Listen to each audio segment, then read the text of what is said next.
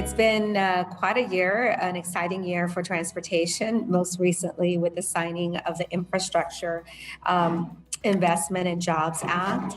This historic law not only brings crucial federal funding to the Inland Empire, but it also signals a shift in the way that we as a country think about infrastructure and transportation. It indicates that we are finally prioritizing and committing to investing in the next generation infrastructure, and we are creating jobs for generations to come. I really think that this is a once in a lifetime opportunity, certainly for our nation, but I'm very focused on the Inland Empire. Studies show that low-income communities, heavily Latino communities like ours, have historically missed out on their fair share of federal funding for safe and affordable public transportation options, from trains to road repairs, from safe streets and sidewalks, funding reliable buses. It's really critically important for us. Smaller communities with fewer city officials who are trained to apply for grants also struggle to access this money.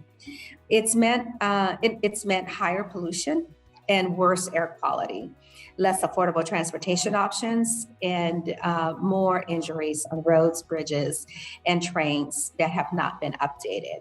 So it's unacceptable. I know that you know this, and my bill would help guarantee that we finally give these often overlooked communities a fair share. So as we look to expand transportation options in the Inland Empire, whether it's extending the goal line into San Bernardino County or finalizing the West Valley Connector, I'm always proud to fight for the people in the Inland Empire, and I'm proud to have helped deliver this crucial support for our communities.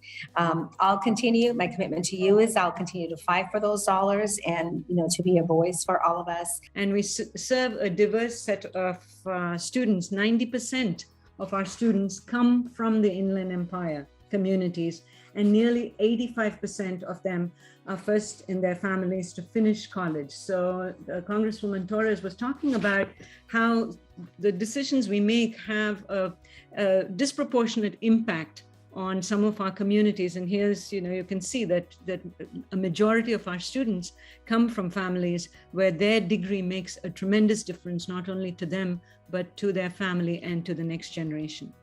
And this number, 85%, is significant because the number is 4 to 5 times that of other colleges and universities.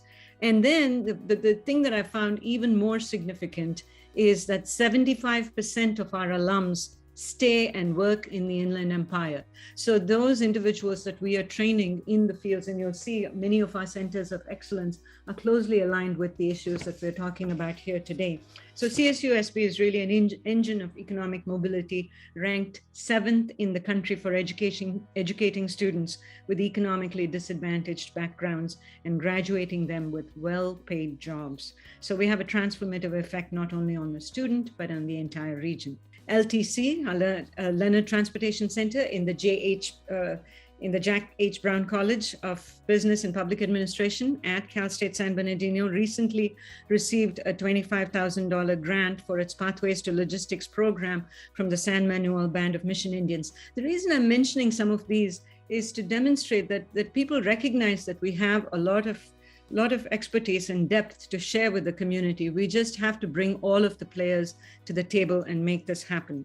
That program prepares high school students in San Bernardino and Riverside counties for careers in managerial and professional positions in the logistics industry. And it'll help us hire program managers and student ambassadors to increase the reach of this initiative and the participation of the schools in the area. So this is the conceptual vision of Cucamonga Station. So Cucamonga Station is adjacent to the current existing Metrolink station that is in Rancho Cucamonga. This station is actually the second highest onboarding and exiting station for Metrolink, second to Union Station. We look at the Heart District will bring opportunity and culture to the community, and Cucamonga Station will connect the community to the world. And how does that happen? And that happens with that connectivity of rail service, of bus service, of that connectivity to the amazing Ontario International Airport that is going to have that last mile connection from Cucamonga Station to those terminals. So at Cucamonga Station will be Metrolink.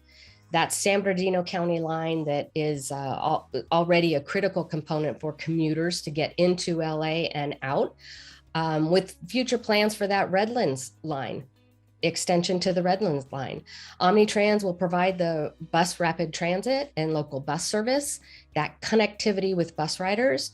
Chaffey College, the major corporate employers that are in the area would be able to have a great access point for their employees. The entrance to the anticipated Ontario Loop tunnel that Ontario International Airport is working on finalizing now, with direct access to the terminals and having automobile and rideshare service available at Cucamonga Station. There's already a connection to the 6th Street bicycle track, with plans for extended connections to additional bicycle tracks in the area and the surrounding area. And of course, Brightline West trains. That's the one that is so exciting for everybody and for Southern California as a whole. High-speed rail currently in development. We'll have a stop in Apple Valley down the 15 corridor, with Rancho Cucamonga being that entry into Southern California hub. A lot of people, I'm sure, are aware of all the electrification that's going on the light duty side. Heavy duty is a little bit more challenging simply because of the loads and the range issues and things like that. But you know, to go out and electrify trucks, either with batteries and or fuel cell type of solutions, that's some of the things that we help investigate. And at our laboratories, we're able to test these vehicles on dynamometers and figure out performance, how well they're doing. There's been a few pilots on this already as part of the ZANZEF program that the California Air Resources Board sponsors, along with the Air Quality Management District. One of the ones that is very prominent is the Volvo Lights project. So if you want to see the latest and greatest in terms of truck electrification, you can see that there on the right. Algorithms that we've been working on how to move trucks or route trucks differently so that there's less impact on the communities while still accomplishing the different trips that we want to make. Information such as traffic congestion, you can take an algorithm that says, find the shortest time route, right? I want to get there in the quickest amount of time. But now there's other things, looking at how do I get from point A to point B with the least amount of fuel? SVD is currently the fastest growing airport in the United States for air cargo.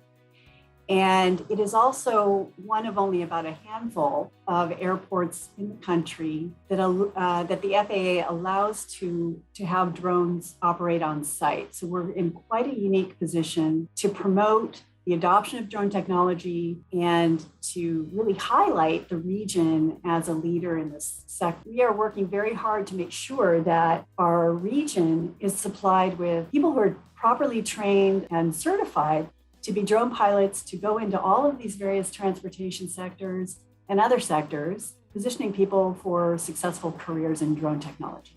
Esri has some very exciting software technology that's used together with drones to basically create a much faster and easier way for people to visualize visual inspections, do mapping, and this technology is being used extensively at SVD. We've been talking about infrastructure and making a meaningful investment for decades. I've been in those meetings with Mike Burrows and our local leaders having these conversations, and that's why I was just so proud to join my colleagues in supporting the Infrastructure Investment and Jobs Act, which will put $550 billion in infrastructure.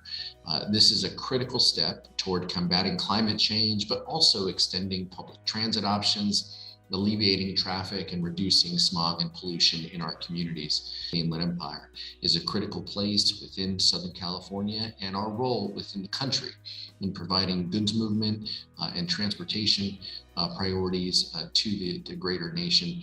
We need to make sure that we're doing everything we can to draw down on those resources.